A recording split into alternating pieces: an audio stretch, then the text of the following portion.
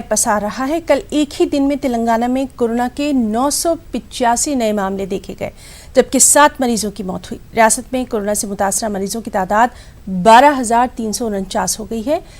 GHMC में कल एक ही दिन में 774 नए मामले देखे गए।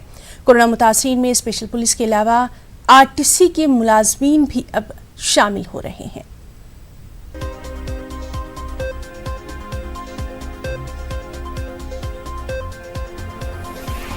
भोपाल में कोरोना के खात्मे के लिए आज से 2 रोज़ा खुसूसी मुहिम का आगाज होगा। कोरोना के खात्मे के लिए यूं तो पूरे जिले में खुसूसी मुहिम चलाई जाएगी, लेकिन इसका आगाज शहर की 51 घनी बस्तियों से किया जाएगा।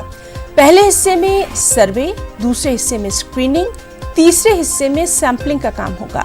मध्य प्रदेश में कोरोना मरीजों की तादाद लगातार बढ़ती जा रही है। देर रात से अब तक सूबे में कोरोना के 49 नए मामले सामने आ चुके हैं। मध्य प्रदेश में कोरोना मरीजों की मजमूई तादाद 12,762 हो गई है। कोरोना से अब तक 543 लोगों की मौत हुई है। कोरोना से सूबे में अब तक 9,797 लोग सेहतयाब हुए हैं।